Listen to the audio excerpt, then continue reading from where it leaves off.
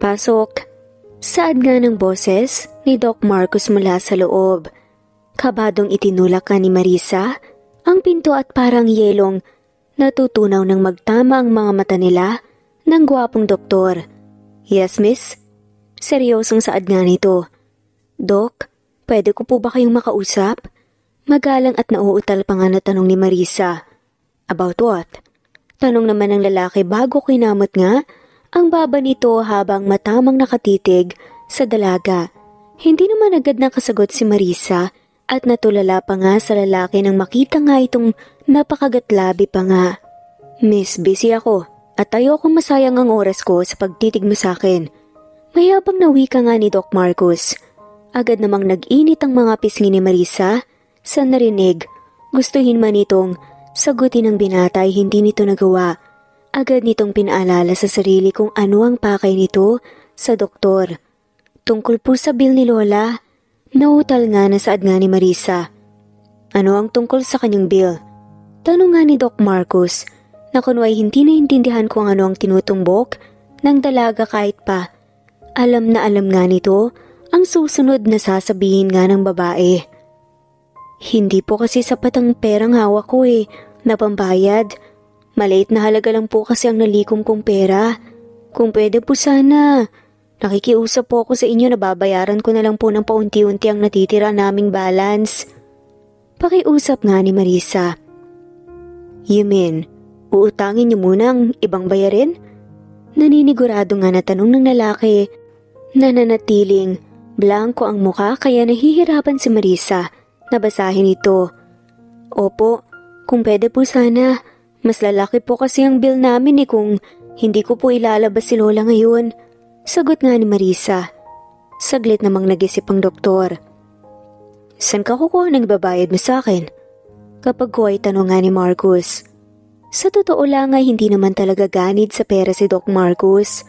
Bilang isa siya sa may-ari ng ospital ay ito ang madalas nilalapitan nga ng mga pasyenteng kapos sa pera at wala namang pag-aatubili na tumutulong sa mga ito ang doktor. Pero kay Marisa, merong ibang agenda ito. Willing po ako mag-part-time job sa gabi after ng klase ko at ang lahat po ng sahod ko ay ibibigay ko sa inyo bilang bayad. Sagot nga ni Marisa. Mahirap ang gusto mong mangyari. Walang kasiguraduhan kung magbabayad ka ng utang. Saad nga ni Doc Marcos at tumayo mula sa swivel chair nito saka pumunta sa harap ng mesa. Sumantal nga noon habang nakaharap nga kay Marisa na 2 dangkal lang ang layo dito. Nagdulot ng labis na pagkailang sa dalaga ang posisyon nila ni Doc Marcos pero hindi nito nagawang lumayo dahil sa mga tingin pa lang ng doktor. Pakiramdam ni Marisa ay nanlalambot na nga ang kanyang mga tuhod at hindi nito maigalaw ang sariling mga paa. Mahirap, pero gagawin ko po, promise po. Babayaran ko po kayo, hindi po naman kayo tatakasan Pagbibigay assurance nga ng dalaga. May alam ako mas madaling paraan. Saad nga ng doktor. Akala ni Marisa ay aalukin nga siya nito ng trabaho sa ospital, kaya naman tumingin nga ito kay Doc Marcos na may mababanaag na naliwanag sa mga mata. Ano pong paraan, Doc? Tanong nga nito. Marry me. Para tapos ang lahat ng kailangan mong bayaran.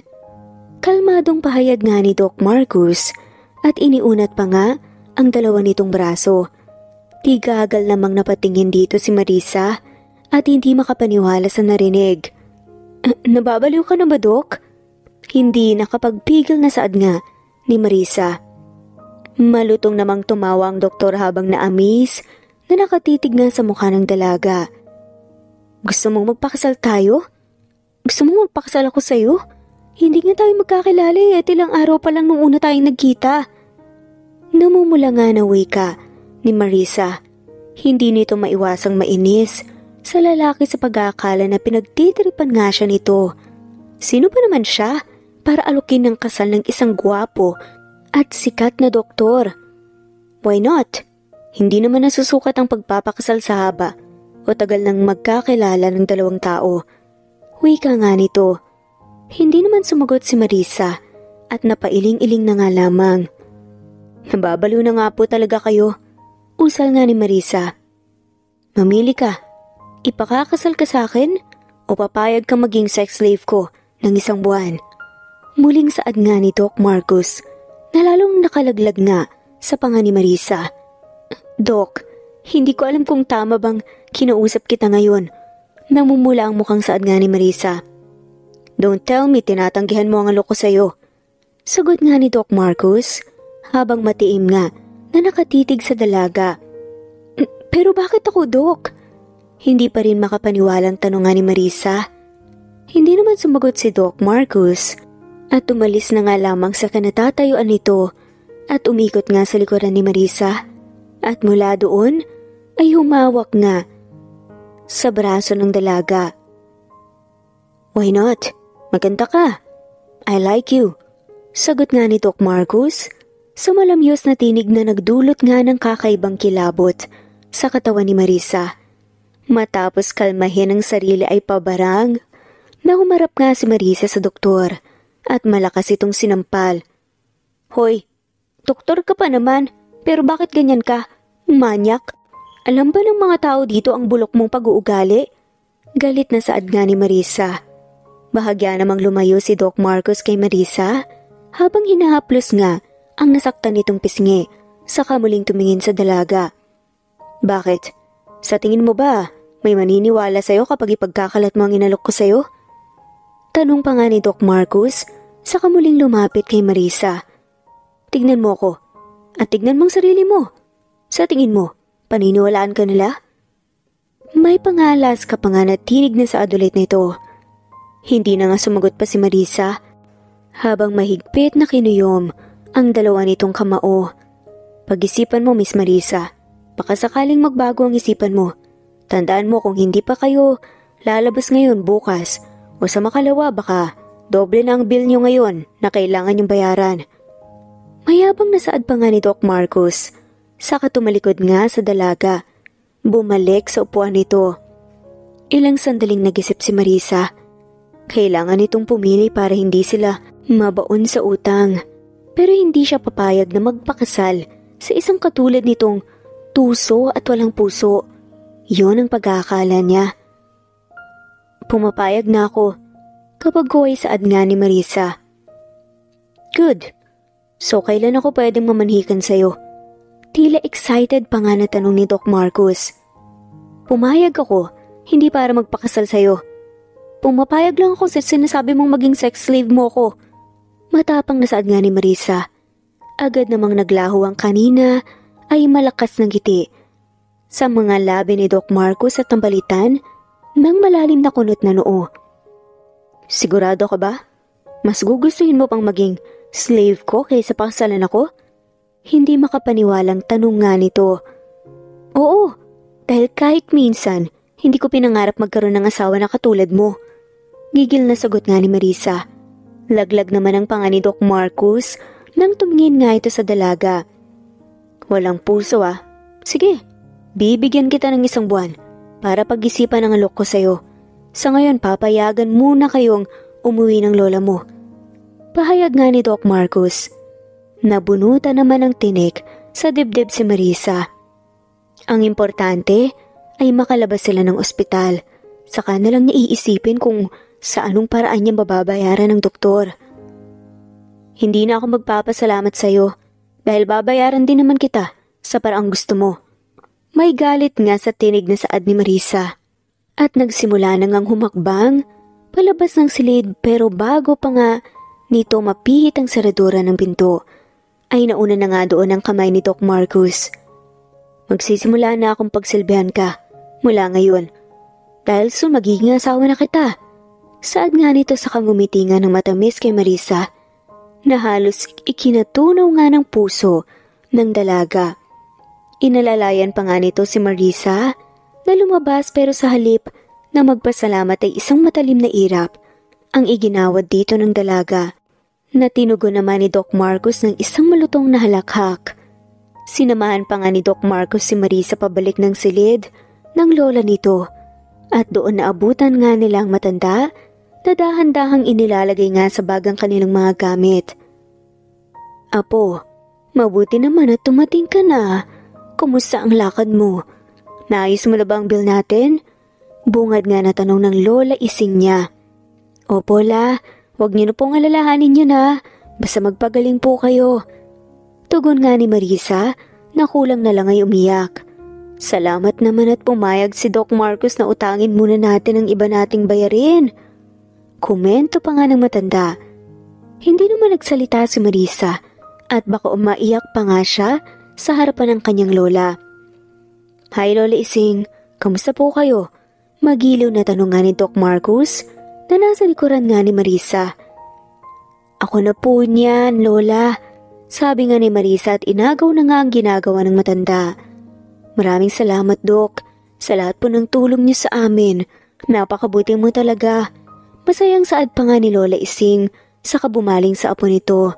Apo, magpasalamat ka kay Doc. Tanong pa nga nito. Opo, La.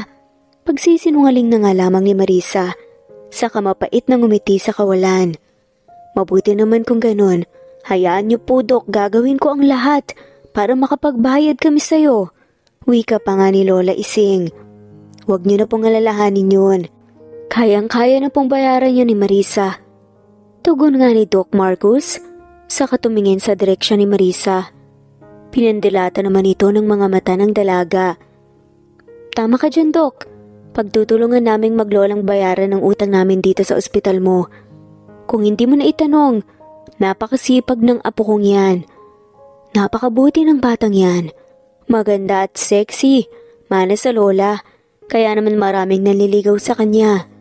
Proud na kwento nga ni Lola Ising na hindi naman napigilan ni Marisa at Doc Marcos na tumawa dahil sa aksyong ginagawa nga ng ginang. Pero agad ding sumeryoso ang mukha ng doktor nang marinig ang huling sinabi ng matanda, saka nagbabantang tumingin kay Marisa. Pinagtaasan naman nito ng kilay ni Marisa at hindi binigyang pansin ng matalim nitong tingin sa kanya. Pagkatapos mag-impake ng mga lola, ay nagpaalam na nga ang mga ito kay Doc Marcos. Pero nagpresenta naman ang lalaki na ihatid ang dalawa. Tatangkin na pa nga sana si Marisa, pero agad na nga itong sinang-ayunan ng matanda. Ilang sandali pa nga ay narating na nga ng mga ito ang tirahan ng maglola. Pasok po kayo, Doc. Naku, pasensya ka na sa bahay namin na luma na to. Simula kasi nang pumanaw ang asawa ko at ang aking nag-iisang anak na ama ni Marisa, wala nang nagbabantay dito. Nagkukwento nga ng ginang habang sinususian nga ang pinto. Ayos lang po, Lola. Mukhang matibay naman po ang pagkakayari nito. Maganda nga po old house. Sagot nga ni Doc Marcos, habang hawak sa isang kamay ang traveling bag na dala ng maglola kung saan naroon ang lahat ng kanilang gamit. Hindi maiwasan ni Marisa na mapalunok ng laway habang pinagmamasta ng malaking braso ng doktor na nakalitaw ang mga ugat dahil sa bigat ng dala nitong bag. Nang makapasok na nga sa loob ng bahay, ay hinatid pa nga ni Marisa at Doc Marcos si Lola Ising patungo sa silid nito at tinulungan nga itong humiga ng maayos. Salamat sa inyong dalawa. Bagay na bagay kayo ng apo ko, Doc. Sana maging magkaibigan kayo. Masayang saad nga ni Lola Ising. Hindi naman sumagot si Marisa at nahihiyang iniwas nga ang kanyang mga mata sa doktor. Kayo talaga, Lola. Pero malay nyo pagdating ng araw maging apo nyo rin po ko. Sugot na nga lamang ni Doc Marcos at sabay na nagtawanan nga ang dalawa. Ngayon mas napagtanto nga ni Marisa na magka-vibes talaga ang mga to. Masayahin si Doc Marcos kapag ang lola nga niya ang kaharap nito samantalang para naman itong layon na anumang oras ay nakahandang manakmal kapag siya na nga ang kasama nito. Hay nako, sana nga para naman madagdagan kaming dalawa. Alam mo, ang apo ko na yan wala pa yung pinapakilalang nobyo. Ewan ko ba sa batang yan? Hindi ko naman pinagbabawalan, pero walang tinatanggap sa kanyang mga manliligaw. Kung magkakaroon naman siya ng nobyo, ayos lang sa akin basta wag papabayaan ang kanyang pag-aaral. Saad nga ni Lola Ising. Nakikinig lang si Marisa habang patuloy sa pag-uusap nga ang mga ito. Ilang sandali pang nagtagal ang dalawa sa silid nang ginang bago nagpaalam nga si Doc Marcus makailangan nga nitong umalis. Babalik na po ako sa ospital, Lola. Magpalakas ka po at huwag mong kalimutan inumin ang mga gamot mo. Paalala nga ng doktor kay Lola Ising. Nang nakalabas na nga ng silid ng ginang, ay sinabayan nga ni Doc Marcos sa paglalakad si Marisa. Nang hindi makontento nga na magkasabay nga lang sila, ay pinatong pa nga nito ang isa nitong braso sa balikat ng dalaga. Agad namang pumiksi si Marisa at naiinis nga na humarap sa makulit na doktor. Ano ba? Nanananching ka lang eh. Masungit na saad nga nito sa mahinang tinig upang hindi nito marinig ng kanyang lola. Chancing agad, umakbay lang ako sa soon-to-be wife ko. Sagot nga ni Marcus habang may pilyong ngiti nga na naglalaro sa mga labi. Soon-to-be wife ka dyan? Bakit yun ba ang pinili ko? Nanggigigil namang tanong ni Marisa. Bakit kaya mo bang maging slave ko? Diretsahang tanong nga ni Doc Marcus habang matiim na nakatitig nga sa mukha ng dalaga. Napalunok naman ng laway si Marisa at hindi alam kung ano ang isasagot sa lalaki. Kaya nga ba niyang maging slave nito? At pagkatapos ba siyang pagsawaan nito, may lalaki pa bang mamahalin siya ng buo? Yan ang mga katanungan na agad na umuukil nga sa isipan ng dalaga ng mga sandaling yun. Hindi ka nakasagot. Sige, alis na ako. Saka ko na kukunin ang sagot mo kapag nagkita tayo. Siya nga pala, bibigyan kita ng 1 buwan para pag-isipang mabuti ang magiging desisyon mo. Saad pa nga ni Doc Marcus. Hindi naman nag-abala si Marisa na sagutin pa nga ang lalaki. Pagkus, ibinaling na nga lamang niya sa ibang direksyon ng kanyang muka kaya nagulat na nga lamang ito nang may kung anong mainit na bagay na dumampi sa pisngi niya. Gulat itong lumingon sa kabilang gawi at nanlaki ang mga mata nito dahil hindi agad nakakilos. Nang sa paglingon nito ay tumama ang mga labi nito sa labi ng binata at tuluyan na ngang inangkin ni Doc Marcus ang labi nito. Pakiramdam ni Marisa, tumigil ang pag-inog ng kanyang mundo at bago pa man ito makahuma ay nakalayo na nga si Doc Marcus dito. Nang natauhan ay agad na hinubad nga ni Marisa ang isa nitong tsinelas at binato nga ito sa papalayong lalaki. Pero bago pa man tumama sa ulo nito ang tsinelas, ay nakapasok na nga ito sa sasakyan nga nito kaya sa bubong na nga lamang ng kotse nito tumama ang kanyang tsinelas. Bye, see you soon. Paalam nga na sigaw ng doktor sa dalagang hindi maipintang muka. Manyakis! Galit na sigaw nga ni Marisa na tinawanan lang ni Doc Marcus at nag-flying kiss pa bago binaba ang bintana ng sasakyan nito. Ilang ulit pa nga itong bumisina bago pinaarangkada nga ang sasakyan. Nakakainis talagang Marcus ka. Grabe, para kang hindi doktor kung masta. Manyakis. Naiiyak nga si Ines, nawikan ni Marisa. Pero maya-maya pa ay namalaya na nga lamang ni Marisa na sinasalat na nga ng kanyang mga daliri ang kanyang mga labi. Napakaramdam nito ay biglang kumapal. Ganun pala ang pakiramdam ng first kiss. Medyo kinikilig pa nga na saad ni Marisa at napasandal pa nga sa poste ng kanilang gate. At sunod na din nama ang kanyang dibdib.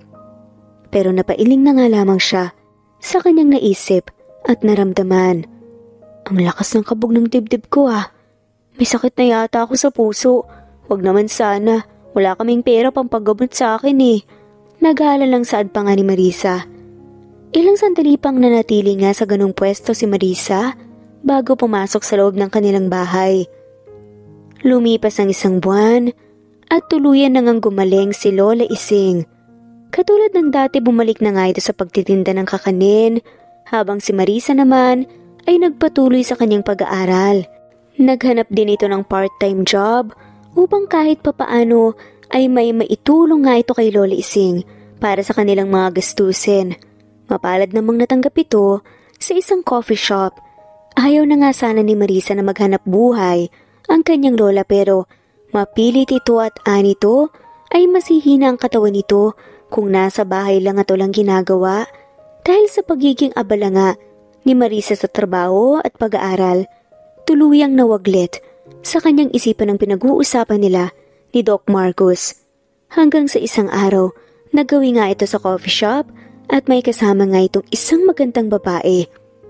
"Good morning po. Ano pong order niyo?"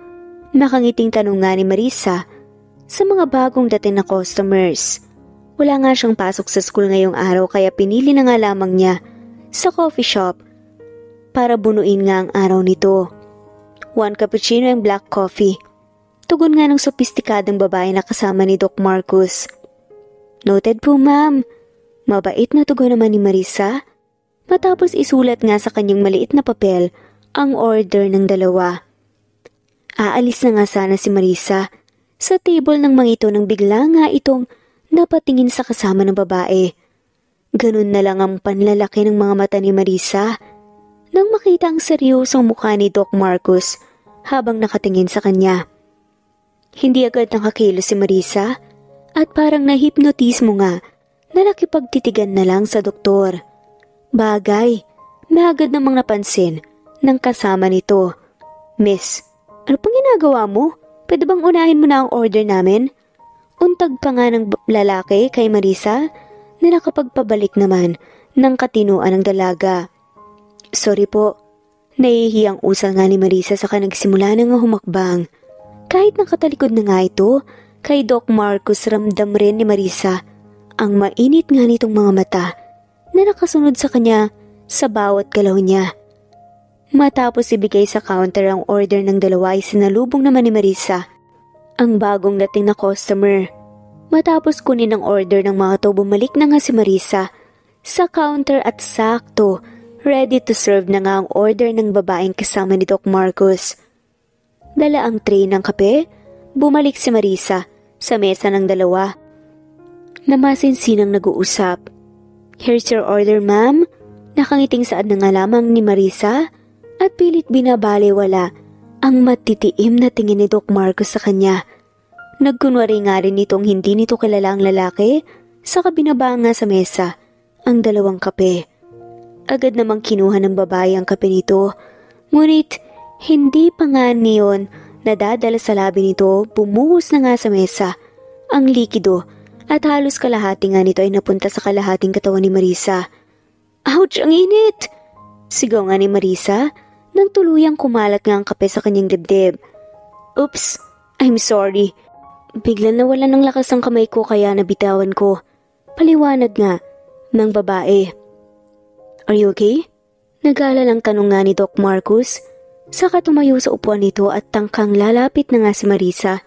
Pero bago pa man ito makalapit sa dalaga ay nauna na nga dito si Arnold. "Marisa, okay ka lang ba?" Tanong nga ni Arnold na isang janitor nga doon. Oo, ayos lang." Nakangiwing sagot nga ni Marisa na halata nga na nagsisinungaling. "Halika, ihahatid na kita sa locker para makapagpalit ka ng damit." Alok nga ni Arnold na hindi naman tinanggihan ni Marisa. Habang naglalakad nga patungo sa locker, ay alalay nga ni Arnold si Marisa. At dahil ang buong atensyon ni Marisa ay nasa kanyang mahapdi na balat, kaya nito napansin ang madilim na anyo ni Doc Marcos. Habang nakasunod ang mga mata nito sa isang pares. "Anong ginagawa mo?" Galit na baling nga ni Doc Marcos sa babaeng kasama nga nito. Si Heidi ang isa sa mga babaeng naging fling ng doktor noon. "Wala akong ginawa, okay?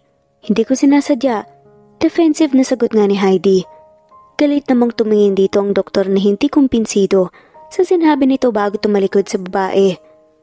"Marcos, hey, what's wrong?" Sad pa nga nito. Hindi naman ito pinansin ni Doc Marcos at agad nagtungo sa sasakyan. Habang puno ng pag-aalala ang dibdib para kay Marisa.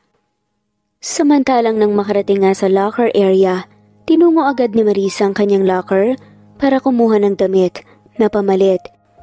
Kinuha din niya ang maliit na bote ng ointment para lagyan nga ang bahagi ng kanyang balat na napaso.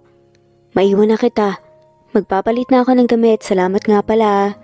Paalam nga ni Marisa kay Arnold. Hindi pa man sumasagot ang lalaki, tumalikod na nga dito si Marisa, pero hinuli nito ang isang kamay ng dalaga at pinigilan. "Sandali." Biglang saad nga ni Arnold Kapag ko ay natahimik, kunotang noon na tumingin dito si Marisa. Bakit? Tanong nga nito. Itatanong ko lang sana kung kilala mo ba yung lalaki kanina? Nang nakita ka kasi niya, iba na agad ang tingin niya sa'yo eh. Saka kung yung babaeng kasama niya, parang inis na inis sa'yo kaya binuhos niya ang kanyang kape sa mesa. Panguusisa nga ni Arnold. Yung lalaki kanina yung doktor na tumulong kay Lola. Pero yung babaeng kasama niya hindi ko kilala.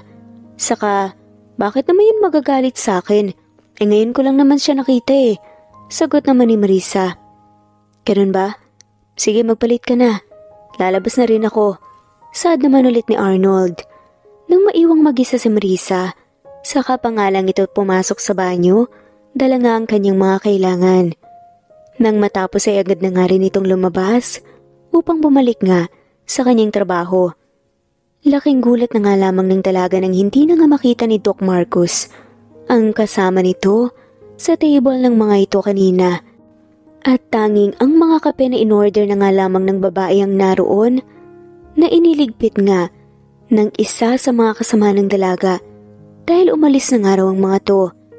Napakunot no anuman si Marisa nang makitang wala pa ring bawas ang kape ni Doc Marcus. Anong ginagawa mo? Tanong nga ni Irene ang kasama nga sa trabaho ni Marisa. May tinitignan lang ako. Hindi yan ininom ng lalaki. Mukhang nagtalo pa nga sila ng babaeng kasama niya bago sila umalis eh. Grabe din yung customer na yun no. Sukat mo ba naman? Tapunan ka ng kape? Sad pa nga ni Irene. Ano ka ba? Ayos lang. Hindi naman niya sinasadya eh, saka nagsorry naman siya. Sagot naman ni Marisa. Ayan ka na naman sa pagiging mabait mo. Kitang-kita naman namin na sinadya niyang tapunan ka ng kape. Nagselos yata kasi naman yung lalaking kasama niya. Nabighani yata sa beauty mo. Akalain mo, kahit saan ka pumunta, nakasunod yung mga mata niya. Tumatawang saad nga ni Irene. Nako ikaw talaga, kung ano-anong iniisip mo. Sagot na lamang ni Marisa at lumayo na nga lamang sa babae. Natapos ang maghapon ni Marisa sa trabaho at ngayon na nga ay pasado 8:00 na ng gabi. Oras na ng kanyang pag-uwi. Pagod na pagod nga ito ngayong araw, kaya hindi na nga nito tinanggihan pa ang alok ni Arnold na sumabay ito sa binata. Habang hinihintay nga si Arnold sa tabi ng kalsada, napayakap sa kanyang sarili si Marisa nang umihip ng malimig ang hangin at nasa ganun siyang posisyon ng isang kulay puting kotse ang huminto sa kanyang harapan. Lalakad na nga sana si Marisa palayo dito nang bumukas ang pinto sa driver's seat at mula doon lumabas nga si Doc Marcus na may seryosong mukha. Sumakay ka na, ihahatid na kita. Malalim ang boses na saad nga nito. Hindi na po Doc, salamat na lang po. Sagot nga ni Marisa. Huwag nang matigas ang ulo. Sumakay ka na dahil gabi na, baka mapano ka pa sa daan. Saad nga ni Doc Marcus. Inikot naman ni Marisa ang kanyang mga mata nang marinig nga ang sinabi. Ang totoo ay mas wala nga siyang tiwala sa lalaking to. Dahil ito lang naman ang manyakit sa magnanakaw na kumuha nga sa kanyang first kiss. Huwag po kayong mag-alala, makakauwi po ako ng ligtas dahil may maghahatid naman po sa aking matinong tao. Sagot nga at pasaring nga ni Marisa dito. Agad namang dumilim ang anyo ni Doc Marcus at mas naging porsigido na isakay nga ang dalaga. Sumakay ka na, kung ayaw mong buhatin pa kita. Nagbabanta nga na saad nito. Hindi nga po kailangan may maghatid pa sa akin. Magatubiling saad nga ni Marisa. Sino yung pangit na janitor nyo? Sumakay ka na kung ayaw mong buhatin kita. Sa harapan niya. Nagbabantang saad nga ni Marcus. Agad namang naging aligaga si Marisa at hindi alam kung anong gagawin. Ayaw man niyang sumakay ng kotse, pero mas ayaw naman niyang mapahiya sa harapan ni Arnold. Isa pa, baka kung ano pang isipin nito sa kanya. Sige na nga, sasabay na ako. Naiinis nga na wika ni Marisa at padabog na nagmarcha nga patungo sa harap ng sasakyan. Pinagbuksan naman ito ni Doc Marcus ng pinto at inalalayan ngang pumasok sa loob. Habang nasa daan, ay tahimik lang ang dalawa. Hanggang may mataanan nga silang bagong bukas na restaurant. Kumain na muna tayo. Saad nga ni Doc Marcus at lumiko papunta sa parking lot ng kainan. "Dok, kailangan ko na pong umuwi. Maaga po ang pasok ko bukas." Tugon nga ni Marisa na walang ibang gusto ng mga oras na yun kundi makaiwas sa lalaki. "Kakain lang tayo sandali. Mabilis lang to," saad nga ng doktor. At nang ipark na nga ng maayos, ang sasakyan bumaba na nga ito at sumunod naman dito si Marisa na hindi na nga hinintay pa. Naalalayan nga siya ng lalaki. "Good evening, sir." Pati nga nasalubong sa kanila ng waiter. "Table for two, please." Sa halip na sumagot ay saad nga ni Doc Marcos na hindi pa rin nawawalang pagiging seryoso. "This way po, sir." Tugon ng waiter. Nang nakaupo na nga ang dalawa, agad na umorder si Doc Marcos ng pagkain. Pati ang kakainin ni Marisa ay ito na nga rin ang umorder dahil ayaw nga umorder ng dalaga. Pagkaman nagugutom nga ito, pakiramdam ni Marisa, napawi nga ang kanyang gutom nang makita ang presyo ng mga pagkain na sa menu. Simpleng kainan lang naman ito pero sobrang mahal ng mga pagkain. Nang dalhin na nga ang mga pagkain in order ni Doc Marcos, halos maglaway nga si Marisa sa masarap na aroma ng mga to. "Kumain ka na. Alam kong kanina ka pa nagugutom." Paanyaya nga ni Doc Marcos. Nagatubili naman si Marisa kung dapat pa siyang kumain kayong ang sinabi nito kanina ay busog nga siya. "Huwag ka nang mahiya. Kanina ko pa naririnig ang pagtunog ng tiyan mo." Seryosong wika nga ni Doc Marcos. Agad namang nakaramdam ng hiya si Marisa at dagling nag-init ang mga pisngi nito. Saka walang imik na naglagay nga ng pagkain sa kanyang pinggan. Lihim namang napangiti si Doc Marcos nang makita ang ginawa ng babae. Nang makita nga ni Doc na kaunti lamang ang kinuha nito, ito na nga ang naglagay ng iba pang pagkain sa pinggan ni Marisa. "Ubusin mo yan. Ang liit-liit mo na nga tapos nagtrabaho ka pa." Sermon pa nga ni Doc Marcos sa dalaga. "Kailangan mo ng maraming pagkain." "Ang dami naman po nito, hindi ko na po ito kayang ubusin." Reklamo nga ni Marisa nang makita nga ang kanyang pinggan na halos umapaw na nga sa dami ng laman ng pagkain. "Ubusin mo. Para magkalaman-laman ka naman. Ayoko ng babaeng payat." Saad nga ni Doc Marcos na nakapagdulot nga ng kiliti sa puso ni Marisa. Kahit naman pala seryoso ito palagi at mukhang laging galit, ay kaya naman pala nitong pakiligin ang inosenteng puso ng babae. Ilang sandali pa tahimik na kumain ng dalawa. Nang matapos ay tinawag nga ni Doc Marcos ang isang waiter para mag-bill out. Matapos magbayad, tumayo na nga ang mga ito at lumabas ang restaurant. Katulad kanina ay sabay na naglakad nga ang dalawa habang panakanakang inaalalayan nga ni Doc Marcos si Marisa.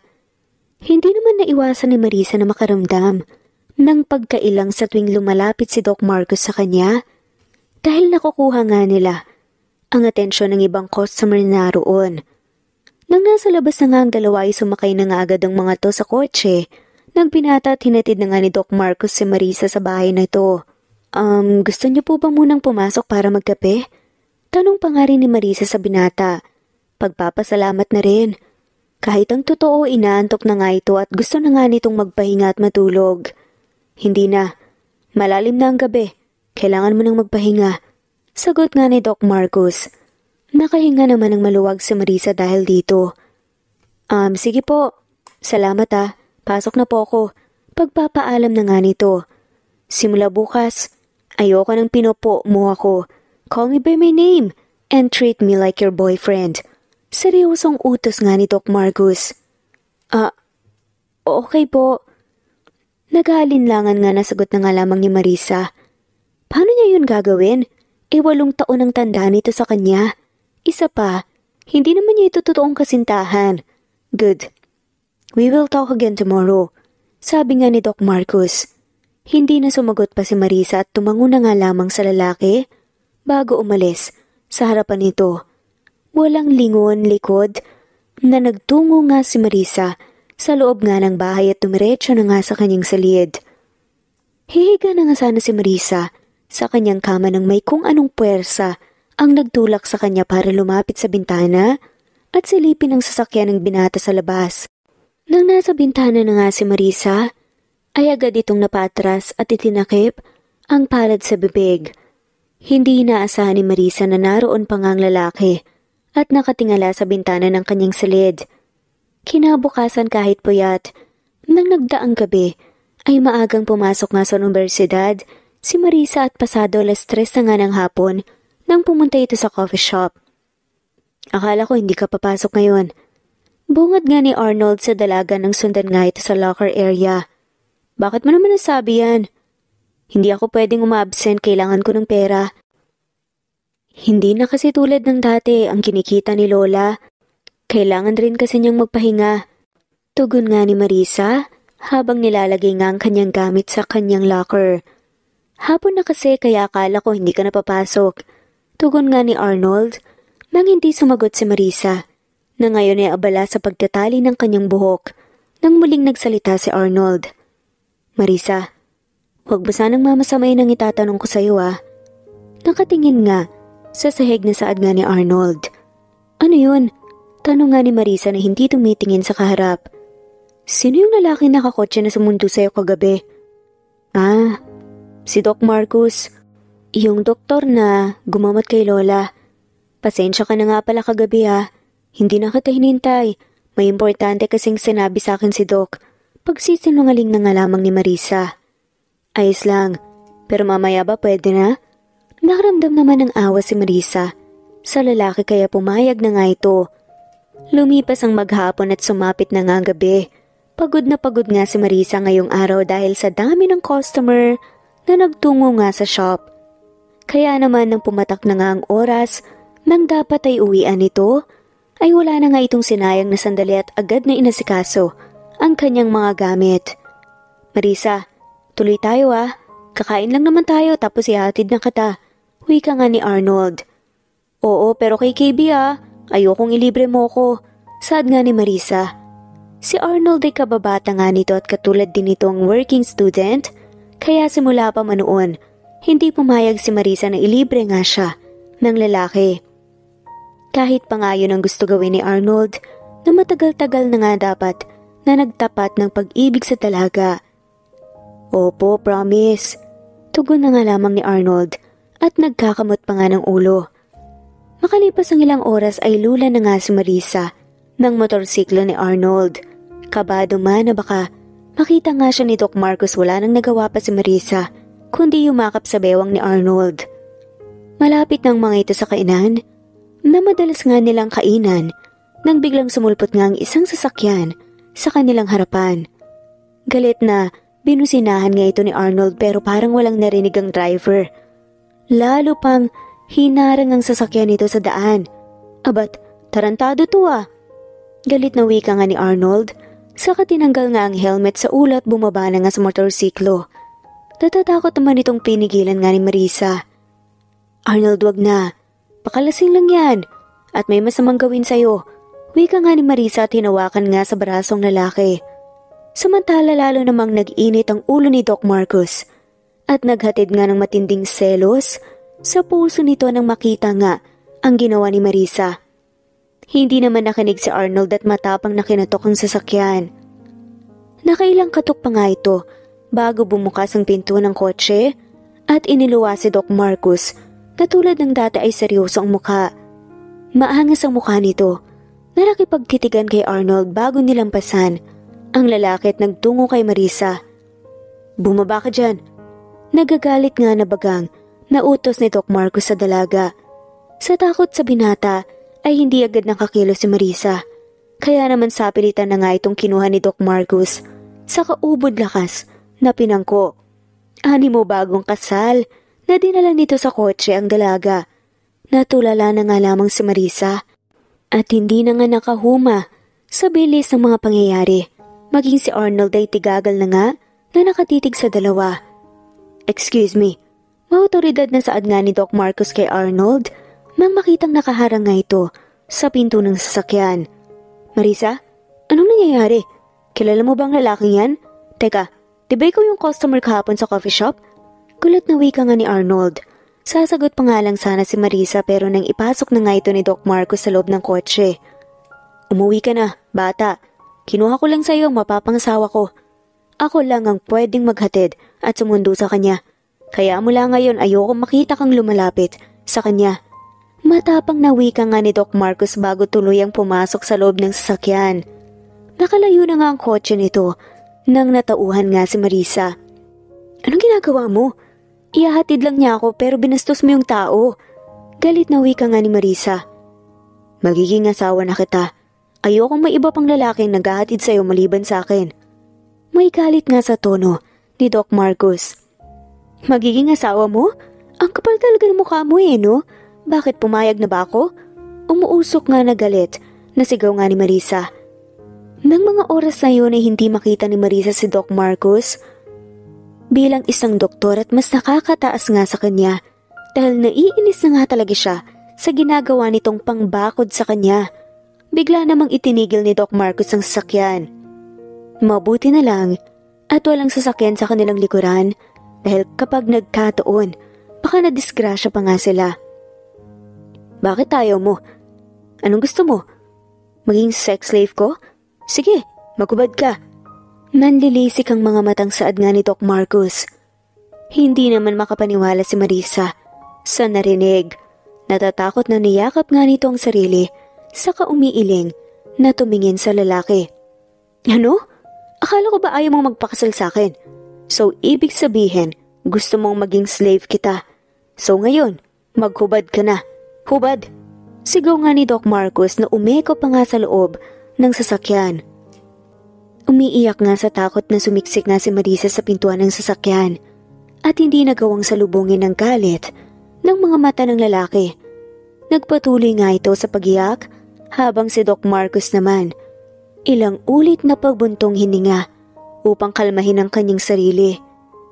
Hindi nito matanggap na may ibang lalaki na nagustuhan si Marisa at mas masaya ito sa iba kaya ayaw nga nitong magpakasal sa kanya. Pagaman dating babaero si Doc Marcos, ngayon, nakahanda na nga itong magseryoso sa pag-ibig at lumagay sa tahimik na buhay kasama si Marisa. I'm sorry kung nasigawan kita. Maya-maya ay pangaamo nga ni Doc Marcos sa dalagang patuloy pa rin sa pag-iyak. Nang hindi ito sumagot, ay mahigpit nga itong niyakap ni Doc Marcos dahilan para lalong umiyak si Marisa at kalaunan, naging hagulgul pa. Sorry. Shh, tahan na. Huwag ka nang umiyak. Pasensya ka na, nadala lang naman ako sa galit eh. Saad pa nga ni Doc Marcos sa manamyos na tinig. Hindi mo na ako paghuhubarin? Humihikbi nga na tanong ni Marisa. Sa kabila ng awa na nararamdaman sa dalaga, hindi nga ni Doc Marcos maiwasang ngumiti nang lihim na marinig ang inosenteng tanong ni Marisa. Siyempre hindi. Pero payag ka na bang magpakasal sa akin? Makulit na tanong nga nito. Opo, Doc. Tugon nga ni Marisa habang parang batang pinupunasan ang kanyang magkabilang pisngi. Diba, wala nang Doc at po ngayon? Paalala nga ni Doc Marcos sa dalaga. Opo, sorry. Oo Marcos. Tugon nga ni Marisa na namimilipit nga ang dila. Sa halip na sa restaurant kadalhin ng dalaga para kumain, inuwi na nga ito ni Doc Marcos sa kanyang bahay at doon sila nag-dinner. Sa guest room na nga rin nito, pinagpalipas ng gabi ang babae. Kinabukasan, nang magising si Marisa, napabalikwas nga ito ng bangon at inalala nga sa kanyang isip kung nasaan siya. Saka nagmamadaling lumabas ng silid at patakbo na bumaba ng hagdan, dala nga ang kanyang mga gamit. Nang makababa na nga ng hagdan, tatakbo na nga sana si Marisa sa pintuan. Nang bumulaga nga dito ang mga tao na nasa sala, napawang mga nakatingin sa kanya. Good morning. Bati nga ni Doc Marcos sa dalaga. Uuwi na ako. Baka nag-aalala na kasi si Lola sa akin eh. Natatarantang paalam nga ni Marisa. Huwag mo nang isipin si Lola Ising. Dahil narito siya para pag-usapan ng tungkol sa kasal natin. Saad nga bigla ni Marcos. Kasal? Gulat na tanong nga ni Marisa. Oo. Di ba napag-usapan na natin to kagabi? Gusto kong madaliin ang lahat, Marisa. Sagot nga ni Marcos at inalalayang umupo sa isang upuan ng dalaga. Katulad ng sinabi ni Marcos, Nang araw na yon ay pinag-usapan ng mga to ang kanilang kasal at sa susunod na linggo na nga ito gaganapin. Isang civil wedding lang ang napag-usapang kasal. Pagsapit nga ng hapon, sabay na umuwi si Lola Ising at si Marisa. Habang nasa daan, tahimik lang ang matanda kaya naman nakokonsensya si Marisa. Habang nasa daan ay tahimik lang ang matanda. Alam nitong malaking kabiguan ng kanyang maagang pag-aasawa para sa pangarap nilang maglola. Pero nung magagawa ni Marisa, ginawa lang niya kung anong makabubuti para dito. Hindi na nga lamang ding kumibo si Marisa at hinayaan na nga lamang ang ginang. Kaya naman ang nasa loob na nga ng bahay ang mga to, nagulat si Marisa. Nang hawakan ng matanda, ang kanyang braso ng tangka nga siyang aakyat sa kanyang silid. Ano po yun, La? Tanong nga ni Marisa. Apo, bukal ba sa kalooban mo ang gagawin mong to? Tanong nga ng matanda. Hindi naman agad nakasagot si Marisa. Opo, Lola. Sagot na nga lamang ni Marisa pagkatapos timbangin ang kanyang totoong nararamdaman. Hindi ako tutol, Apo. Ang gusto ko lang ay maging masaya ka at magkaroon ng maayos na buhay. Naiiyak nga na tugon ni Aling Ising. Salamat po, Lola. Huwag po kayong mag-alala. Alam ko po ang pinasok ko. Pagbibigay assurance naman ni Marisa dito, saka mahigpit na niyakap nga ang matanda. Lumipas ang isang linggo ngayong araw na nga ang kasal ni Marisa at Marcus. Simula ng araw na pag-usapan nga ang kanilang kasal, ay hindi na nga nagtrabaho si Marisa. Ayon na nga rin sa kagustuhan ni Marcus. Tuluyan na nga rin itong nilayuan ni Arnold. 10:00 ng tanghali ang kasal nila Marisa at Marcus sa isang judge. 8:00 pa lang ay dumating na nga ang makeup artist na mag-aayos nga sa dalaga. Hanggang ngayon ay hindi pa rin makapaniwala si Marisa sa agaran nga niyang pagpapakasal sa lalaki. Kailan lang ay napakasimple ng kanyang buhay estudyante. Hanggang magkasakit si Lola Ising. At ngayon ay heto, inaayusan nga ng 3 makeup artist para sa kanyang civil wedding. Kahit judge lang ang magkakasal sa dalawa, bumili pa rin si Marcus ng isang magarbang wedding dress para isuot nga ni Marisa. 3 pa ang kanyang makeup artist na daig pa sa simbahan ng kanyang kasal. Habang nakatingin sa salamin pinagmamasta ng kanyang sarili, hindi maiwasan ni Marisa na magbalik tanaw sa nakaraan. Flashback. Lola, gising na po, tanghali na. Hindi po ba kayo magtitinda ngayon? Tawag nga ni Marisa sa labas ng silid ng matanda. Subalit na kailang tawag at katok ng dalaga hindi pa rin sumasagot ang matanda. Kaya naman kinutuban na nga ng hindi magandang dalaga. Lola, nandyan po ba kayo sa loob? Muling sigaw nga na tanong ni Marisa. Nang wala pa rin sumagot ay malakas itong tinulak. Ang pinto ng silid at doon bumulaga ang kaawa-awang kalagayan ng matanda. Lola, anong nangyari sa'yo? Apo, ang sakit ng tiyan ko, hindi ko na kaya. Ano po ba kasing nangyari? Apo, dalhin mo na ako sa ospital ng bayan. Hanapin mo si Doc Marcus. Siya ang nakakaalam ng sitwasyon ko. Umiiyak nga ng saad ni Lola. Lalo namang naguluhan si Marisa sa totoong kalagayan ng kanyang lola. Anong kinalaman ng doktor sa sitwasyon nito? Sa kabila ng kalituhan ay tumakbo palabas si Marisa at humingi ng tulong sa kanilang mga kapitbahay. Kapitbahay, tulungan niyo kami! Yung lola ko! Malakas nga na sigaw ni Marisa. Agad namang lumapit ang ilang kapitbahay kay Marisa at sumama nga sa loob ng bahay. Doon, naabutan ngang namimilipit nga ang lola. Pinagtulungan na nilang buhatin si Lola Ising upang isakay sa tricycle. Pagdating sa ospital, tinawag agad ni Marisa ang nurse na nakita nga nito sa labas. Sumigaw nga ito ng tulong. Tulungan niyo po kami, ang lola ko po namimilipit sa sakit. Saad nga ni Marisa. Agad nang kumilos ang nurse at nagtungo sa loob ng ospital. Pagbalik nga nito, ay may tulak na itong wheelchair at may kasama ng 2 lalaking nurse. Pagkatapos ilipat nga ang matanda, sa wheelchair itinulak na nga ito ng isang nurse papasok. Umiyak naman na sumunod sa mga ito si Marisa. Miss, hanggang dito ka lang. Hindi ang lola ko. Huwag po kayong mag-alala, parating na po si Doc Marcus. Saglit namang natigilan si Marisa nang marinig ang sinabi nito. Anong ibig mong sabihin? Madalas bang pumunta dito si Lola?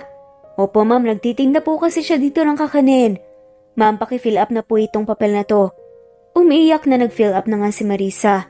Dok, si Lola Ising po nasa emergency room. Maya-maya pa lumabas na nga rin ito. Sinong kasama ng pasyente? Ako po, Dok. Ako po nga po niya. Maya po si Lola Ising? Well, magkasama ba kayo sa bahay? Opo, kamusta po ang lagay ni Lola?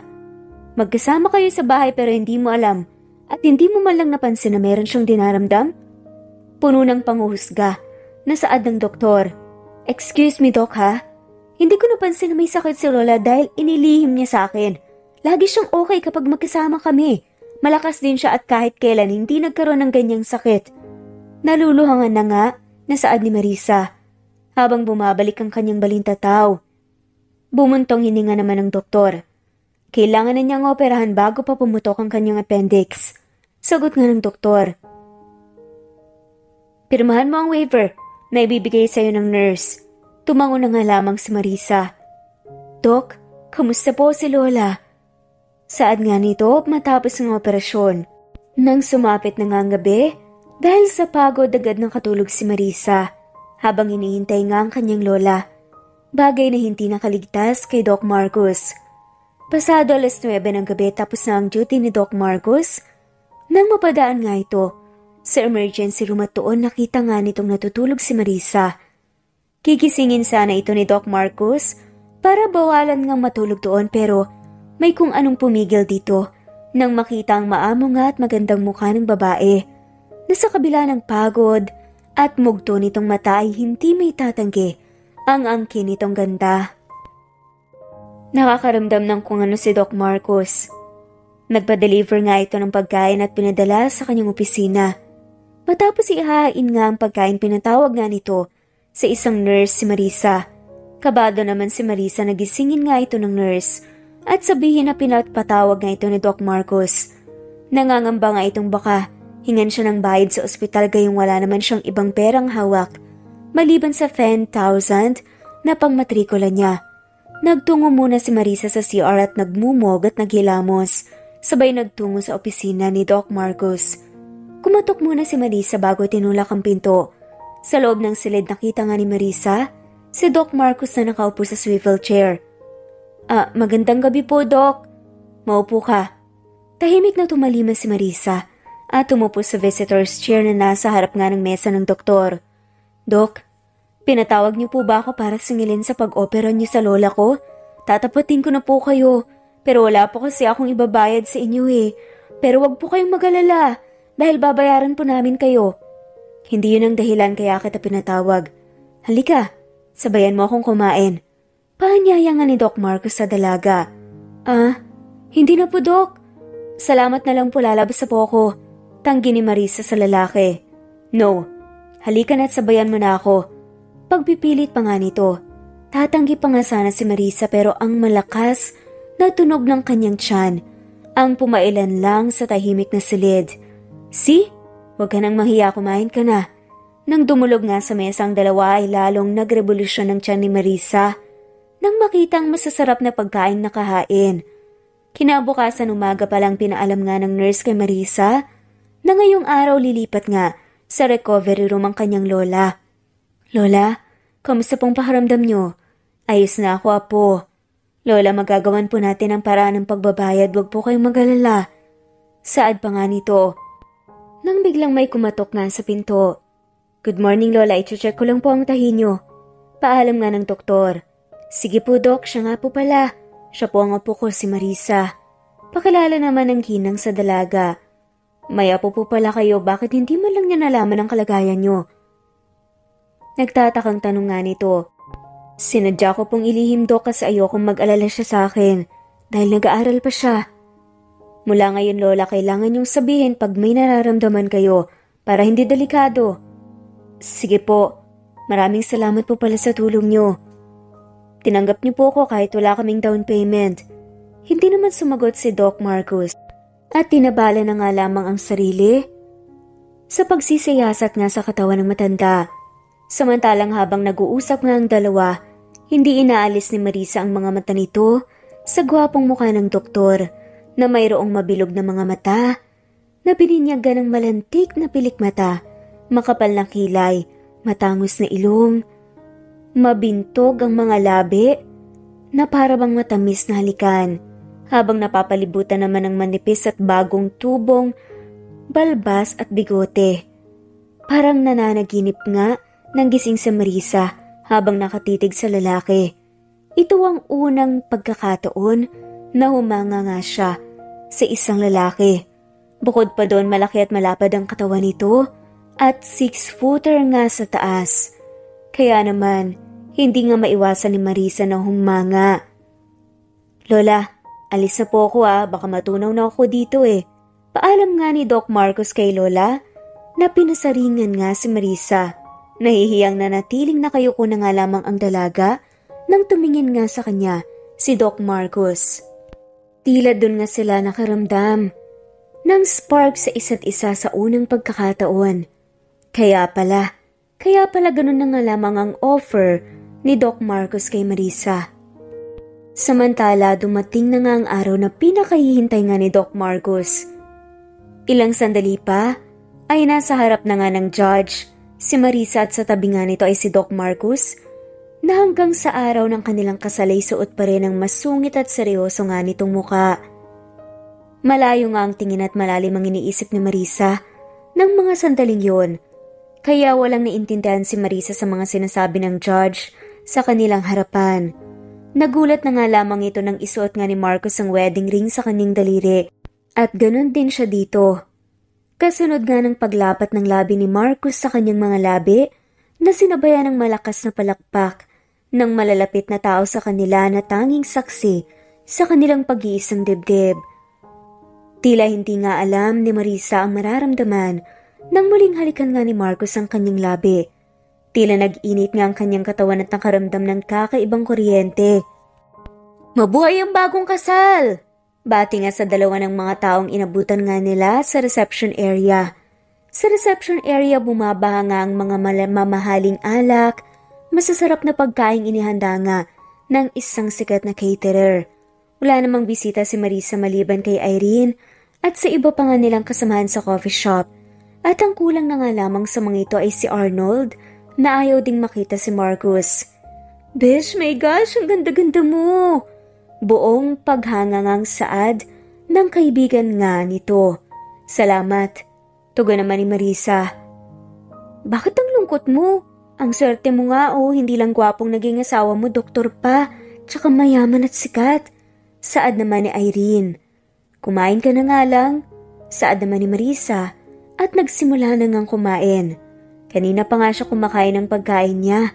Pinabaling ang hindi maipiliwanag na nararamdaman niya sa dibdib, habang si Marcos masayang nakikipag-inuman sa kaibigan nito.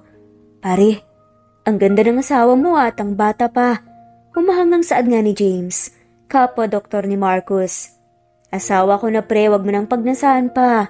Seryosong tugon naman ni Marcos. Napawaw na nga lamang ng sabay-sabay ang limang kaibigan nito. "Kailan ka pa naging territorial ha?" Tumatawang sabat nga ni Nelson. "Tama na yan, baka magkapikunan pa kayo. Mag-enjoy na lang tayo na at least isa man lang sa atin na ikasal na." Awat nga ni Frederick na sinang-ayon na naman ang lahat at ipinagpatuloy nga ang masaya nilang inuman. May tama na ng alak si Marcos na lumapit nga ito kay Marisa at inayang sumayaw ang asawa. "Nagsisisi ka ba?" Mahina na tanong nga nito sa babae. "Magsisisi man ako. May magagawa pa ba ako? Heto na kasal na ako sa'yo. Katapusan ng lahat ng pangarap ko." Saad nga ni Marisa lang pabalang. Hindi naman maiwasan ni Marcos ang masaktan at malungkot sa narinig na tugon ni Marisa. Pero hindi nga nito pinahalata. Gagawin niyang lahat para maiparamdam ang nararamdaman kay Marisa. Nang matapos ang tugtog, bumalik na nga ang dalawa sa mesa nila. Nagsisimula na ngang magpaalam ang ilang mga bisita at masaya namang hinarap ito ni Marcos at Marisa at nagpasalamat sa mga ito. Maging si Lola Ising ay nagpaalam na nga rin. "Doc Marcos, ingatan mo ang apo ko. Kung sakaling ayaw mo na sa kanya, wag mo na sana siyang sasaktan. Isoli mo na sa akin at 2 kamay ko pa rin siyang tatanggapin. Paalala nga ni Lola Ising sa lalaki habang naluluha. Huwag po kayong magalala, Lola. Mamali na talagaan ko po ang apo nyo. Seryosong tugon naman ni Marcos habang matamang pinagmamasdan nga si Marisa. Para namang kinikiliti ang puso ni Marisa sa narinig at napausal nga ng panalangin na sana'y totoo nga ang sinasabi ng lalaki. Hindi na nga maihatid ni Marisa at Marcos ang matanda kaya pinahatid na nga lamang ito ni Marcos sa driver. Hanggang sa natapos na nga ang ganap sa wedding reception. Sakay ng kotse si Marcos. Narating na nga ng dalawang isang malaking bahay na may malawak na bakuran. Tara na pumasok. Saad nga ni Marcos habang inaalalayan si Marisa. Bahay mo to? Puno ng pagkamanghang tanong naman ni Marisa. Oo, at simula ngayon bahay mo na rin. Nasa sala nga ang dalawa. Umarap nga si Marcos sa babae. Siya nga pala, ipinalagay ko na sa maid ang mga gamit mo sa guest room. Pagbibigay alam nito. Sa guest room? Hindi ba tayo magsasama sa silid mo? Tanong naman ni Marisa at nahuli na nga nang naisip nga ang kanyang sinabi. Napakunot-noo tuloy si Marcos at pili ang tanong nga nito. Bakit? Mukhang gusto mong magsama tayo sa isang silid ah. Ha? Hindi no? Pagtanggi naman ni Marisa, kaagad habang namumula ang mukha. Alam kong mabilis ang mga pangyayari para sa'yo, kaya maniwala ka man o sa hindi. Nirerespeto kita. Kaya okay lang sa akin na hindi muna tayo magkasama sa isang silid. Sa sinabi ngang yun ni Marcos, ay tila may humaplos sa puso nga ni Marisa. Hindi naman pala ito katulad ng inaakala niya. Gentleman naman pala ito. Ngayon pa lang, ay tila mas sumahanga na nga siya sa lalaki. Pagkatapos nga nun hindi na nga nagsalita pa si Marcos. Inirapan naman ito ni Marisa upang pagtakpan ang kanyang nararamdaman. Nakilig. Inalalayan nga ni Marcos si Marisa paakyat ng silid nito. Matulog ka na, bababa na ako. Saad nga ni Marcos nang nasa guest room na nga sila. Salamat. Tanging sampit na nga lamang ni Marisa. Lumipas ang 2 araw pero wala pa ring nangyayaring sexual sa pagitan ng dalawa. Hindi naman malaman ni Marisa kung dapat ba niya itong ipagsaya o ikadismaya. Sa kabilang banda ay masaya nga itong maayos itong pakisamahan ni Marcos. Ngayong araw nga ay pumunta nga ang dalawa sa resort na pagmamay-ari ng isa nitong kaibigan para magbakasyon. Wow, ang ganda naman dito. Puri nga ni Marisa sa malinis na tubig at maputing buhangin. Nagustuhan mo ba? Masuyong tanong nga ni Marcos. Oo naman, ngayon nga lang ako nakapunta sa ganitong kagandang lugar eh. Parang batang saad nga ni Marisa. Hayaan mo. Sa tuwing may oras tayo, dadalasan natin ang pagbabakasyon. Sagot naman ni Marcos. Salamat ha. Saka parang batang nagtampisaw nga ito sa tubig. 3 araw nga ang bakasyon ng dalawa sa resort at aaminin ni Marisa na i-enjoy nga niya talaga ng sobra nakasama nga ang kanyang asawa. Ngayong araw, ang huling araw nga nila kaya sinusulit na nga nilang dalawa ang nalalabing mga oras. Magkatabing nakaupo sina Marisa at Marcos sa tabi ng dagat habang nakasandal sa isang puno ng niyog.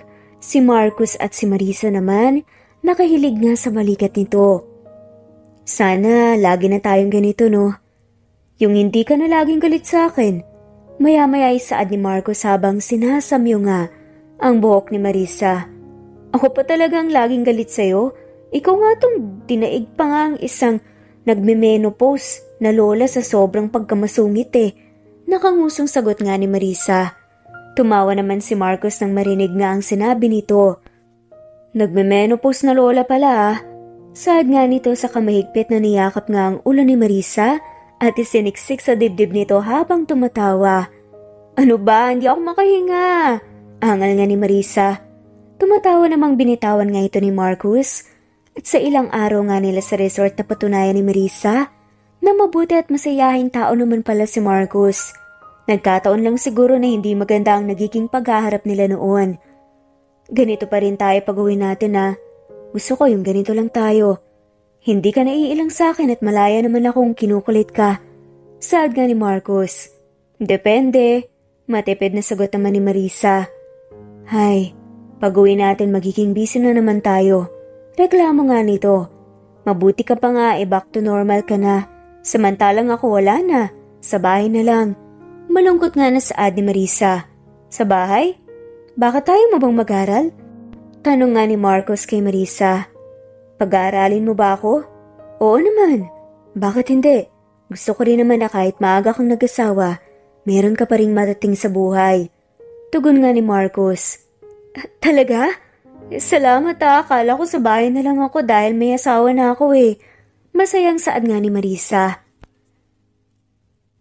Saan mo naman nakuha yan? Nag-overthink ka lang. Wika nga ni Marcos, saka pinisil nga ang matangos na ilong ng dalaga. Sabay namang nagtawanan ng mga to nang magsalita nga si Marisa. Pero ang liit nga ng tinig na lumabas sa bibig nito dahil hawak nga ng mahigpit ni Marcos ang ilong nito. Nagtawanan nga sila at sobrang saya nga nila.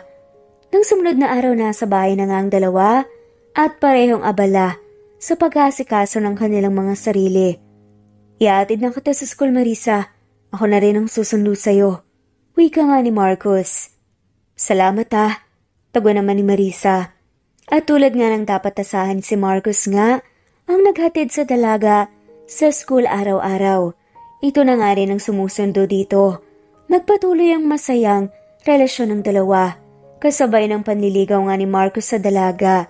Sa tuwing sinusundo nga nito si Marisa, ay lagi itong may dalang bulaklak para ibigay sa babae. Isang araw ng linggo, sabay na nagtungo nga sa simbahan ng dalawa. Saktong tapos na nga ang misa, nang may tumawag nga sa telepono ni Marcos at pinapapunta nga ito sa ospital. Han, kailangan kong pumunta ng ospital. Paalam nga nito sa babae. Sige, okay lang. Dadalaw na lang muna ako kay Lola Ising. Sagot naman ni Marisa. Sige, mabuti pa nga ihatid na muna kita sa bahay niyo bago ako pumunta sa ospital. Wika pa nga ni Marcos na sinang-ayon na naman ni Marisa. Ilang sandali pa ay nasa tapat na nga sila ng bahay ni Lola Ising. Pasok ka muna. Paanyaya nga ni Marisa sa asawa. Hindi na, Han. Hinihintay na rin nila ako sa ospital Ikumusta mo na lang ako kay Lola. Hintayin mo na lang ako mamaya, susunduin kita. Mag-ingat ka sa pag-drive Lola, andito na po ako. Marisa, apo. Mabuti naman at dinalaw mo ako. Alam mo bang miss na miss na kita? Kayo din po, La. Na-miss ko po kayo ng sobra.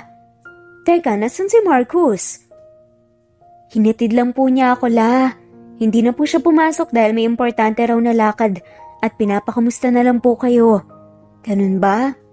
Kayong dalawa, kamusta naman kayo? Napangiti nga nang maluwang si Marisa.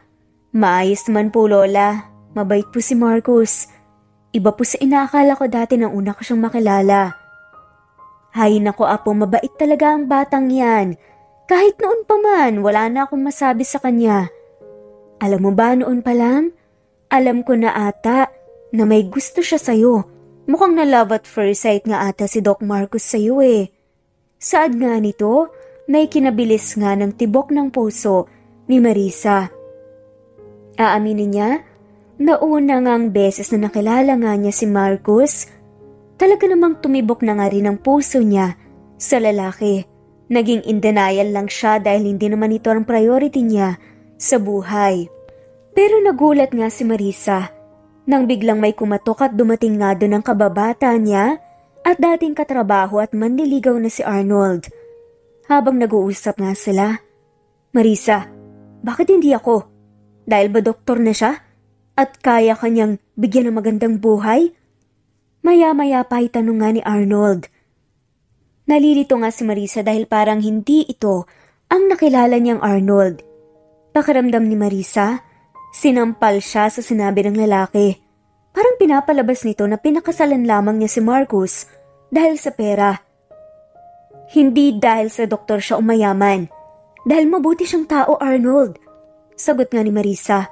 Sa katangkangang babalik sa loob ng bigla itong yakapin ni Arnold sa likuran. Galit na nagpumiglas nga si Marisa. Saka malakas na sinampal ang lalaki. Subalit hindi ininda ni Arnold ang lakas ng sampal ni Marisa. Nagawa pa nga nitong muling sunggaban si Marisa. at yakapin ng mas mahigpit. Kaya kahit anong gawin ni Marisa ay hindi nito nagawang makalayo sa lalaki dahil sa malakas sa puwersa ng lalaki.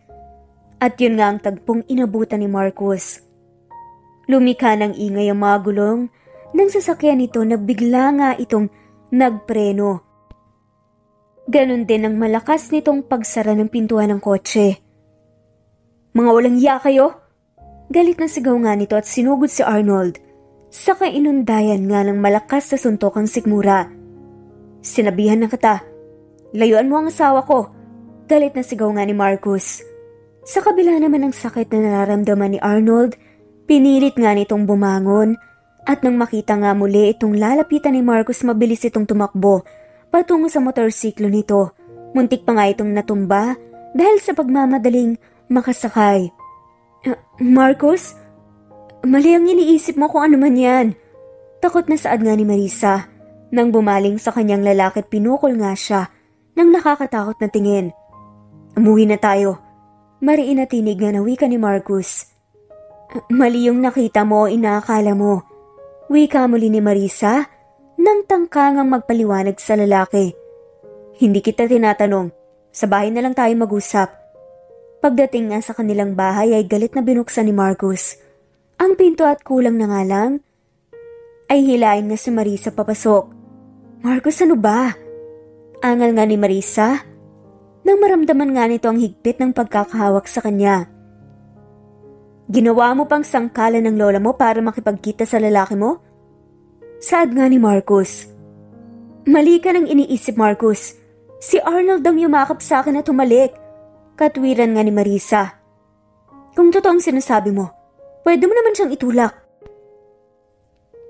Hindi na nga lamang umimik si Marisa at tumahimik dahil alam nga nito na hindi nga siya pakikinggan ngayon ni Marcus dahil pinapairal nga nito ang kanyang emosyon. Pero dahil sa pananahimik ni Marisa kaya lalong nagalit si Marcus. "Bakit ha? Siya ba ang gusto mo?" Parang nababaliw pa nga na tanong ng lalaki. Naiyak na nga lamang si Marisa dahil nga sa sinasabi nito. Ganun pa rin ba kababaw ang tiwala niya sa babae? May pumatak na ngang luha nito. Natila na tauhan naman si Marcus at kaagad niyakap si Marisa. Habang galit na galit pa rin na nakatingin sa lalaki. "Wala kang pinagkaiba kay Arnold. Pareho kayo." Umiyak na galit nga. Nasigaw nga ni Marisa sa pagmumukha ni Marcus. Saka nagmamadaling tumakbo patungo sa sarili nitong silid. Wala namang nagawa si Marcus kundi sundan ang tingin ng papalayong dalaga. Saka malakas na sinuntok ang pader. Dahil sa galit at selos niya, muntik na nga niyang mapagsabihan ng mas masasakit. Nasalita ang babae pero nasabihan na nga niya ito na talaga namang tumagos sa puso ni Marisa at nasaktan pa rin niya ito. Labis na nagsisi nga si Marcus dahil mas pinapairal nga niya ang kanyang damdamin o emosyon. Pero ganun kasi niya kamahal si Marisa. Bumalik naman sa kanilang bahay si Marcus. Hindi nito alam kung paano hihingingan ng tawad sa asawa. Lumipas ang 3 araw na hindi pa rin kumikibo si Marisa. Kahit pa nga paulit-ulit nang pinagpapaliwanag nga si Marcus at humingi ng tawad sa kanya. "Han, buksan mo na ang pinto, mag-usap tayo." Panunuyo nga ni Marcus sa labas ng pinto ni Marisa. Agad namang nakaramdam ng takot si Marisa nang mapagtanto ngang lasing ang lalaki. Simula nga nang nag-away sila.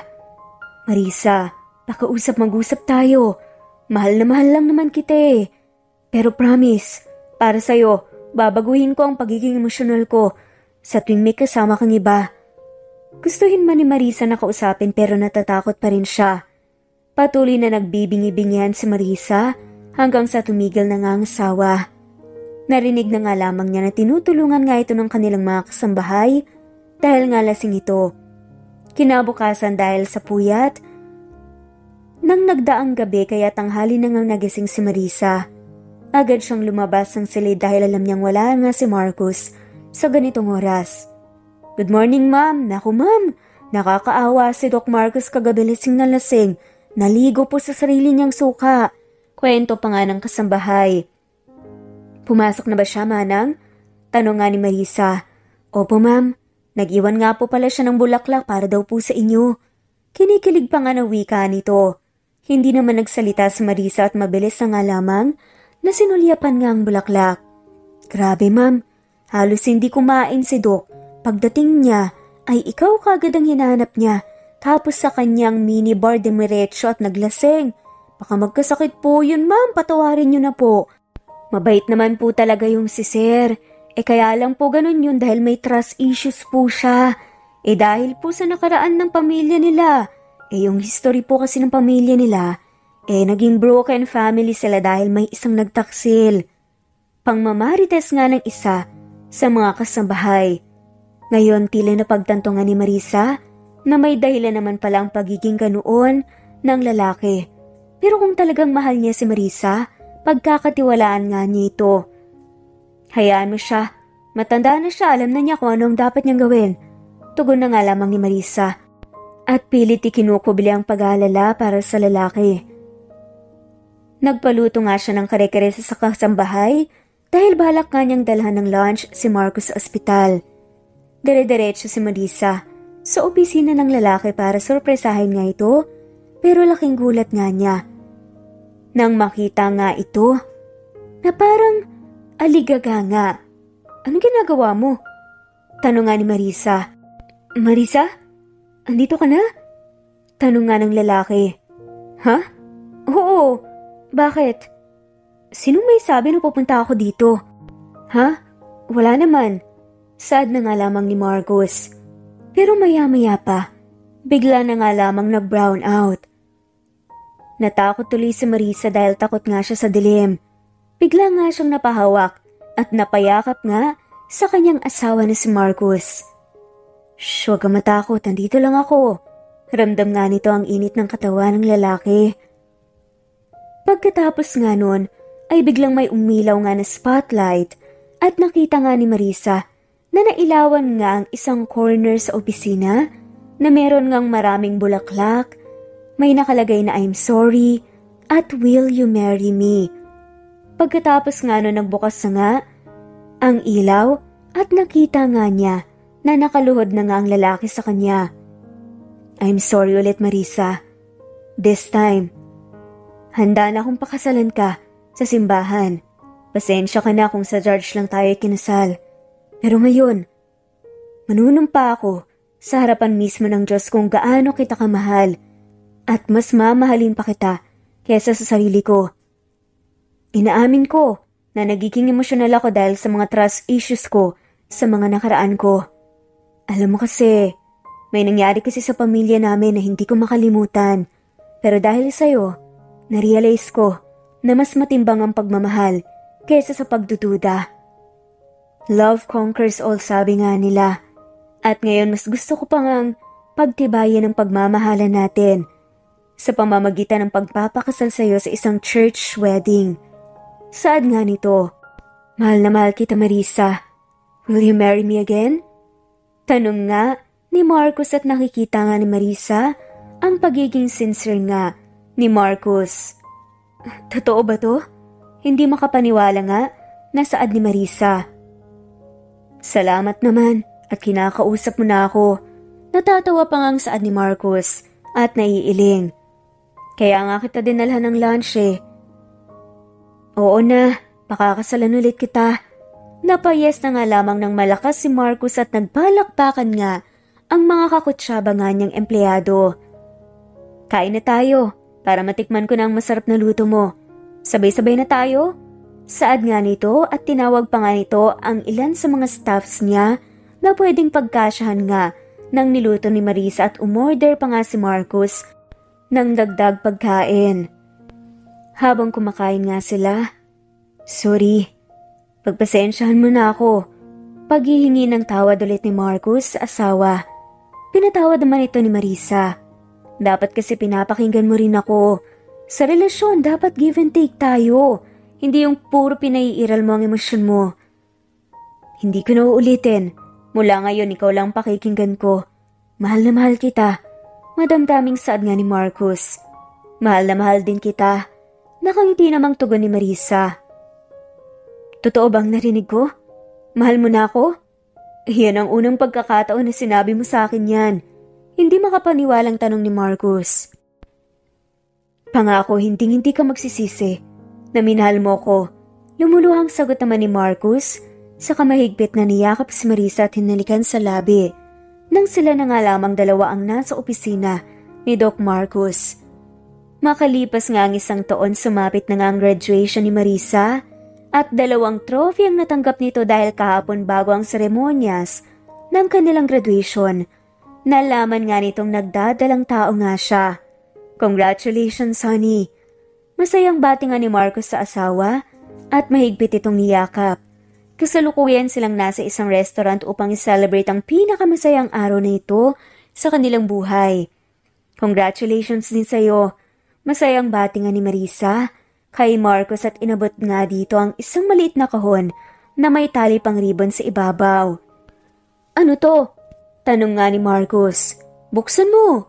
Utos naman ng dalaga. Wala namang pag-aatubili na binuksan nga ni Marcus ang box at tumambad sa harapan nga nito ang resulta ng ultrasound ni Marisa. Nanlaki ang mga mata ni Marcus at hindi makapaniwala na tumingin kay Marisa. Buntis ka? Magiging daddy na ako? Masayang sigaw nga ni Marcus at saka lumapit kay Marisa at binuhat nga ito saka inikot sa ere. Ano ba? Ibaba mo nga ako, baka mapano pa si baby niyan. Saway nga ni Marisa sa asawa. Agad naman itong binaba ni Marcus saka mahigpit na niyakap nga ang babae. Thank you, honey. I love you so much. Masayang saad nito bago hinalikan si Marisa. Salamat din, mahal na mahal ko kayo ng magiging anak natin. Puno ng pagmamahal na saad nga ni Marisa, saka hinaplos ang impis pa nitong puson. Magmula nga nun, todo alaga na nga si Marcus kay Marisa hanggang sa maipanganak na nga nila ang kanilang kambal na anak. Wala na ngang mahihiling pang dalawa dahil sobra-sobrang blessings pa nga ang binigay ng Diyos sa kanila. At dahil nga doon, mas tumulong pa nga sila sa kanilang kapwa at tinuturo nga rin nila sa kanilang anak na dapat nga silang maging mabuti sa lahat ng pagkakataon. Dahil lahat tayo may kanya-kanyang kwento, kagaya na nga lamang ng kwento ni Marisa at ni Marcus, na meron din silang pinagdaanan sa nakaraan kung bakit nga sila naging ganoon sa kasalukuyan. Samantala naman, sa isang relasyon wala kang ibang dapat pakinggan at paniwalaan kundi ang iyong katuwang sa buhay at dapat tayong mas patatagin ng mga pagsubok at dapat para sa ating mga minamahal at para sa Diyos, lagi nating pipiliing maging mabuting tao. At dito na nga po nagtatapos ang kwentong pagmamahala nila Marcus at Marisa. Maraming salamat po sa lahat ng mga walang sawang sumusubaybay. At shout out po sa mga sumusunod. Emily Borak, Nesbeth Hanaban, Sighard Joseph, Maria Alicia, Lilia, Presbyteros Rose, Nesbeth Hanaban, Janice Marukin, Shirley Alberto, Josefa Doque, Josefina, Jenjen, Chisa Dehino, Fe Navarez, Diti Bulatete, Rose, Juliet Caday, Jesusa, Junjun Igorota, Riv Romero, Merlin Baroza, Nanita Nolasco, Freda Baradi, Geraldine de Jesus, de Jessica Rose, Liz Berito, De La Cruz Aloha, Presbyteros Rose, Zenaida Porter, Gina Aquino Berry, Lolita Augustus Rafanan Ning Rafanan, Janice, Miss Yan Imelda Forteza, at shoutout na rin po sa lahat ng mga walang sawang sumusubaybay. Maraming salamat po at muli. Ito ang Amazing Stories. Thanks for listening at maraming salamat po.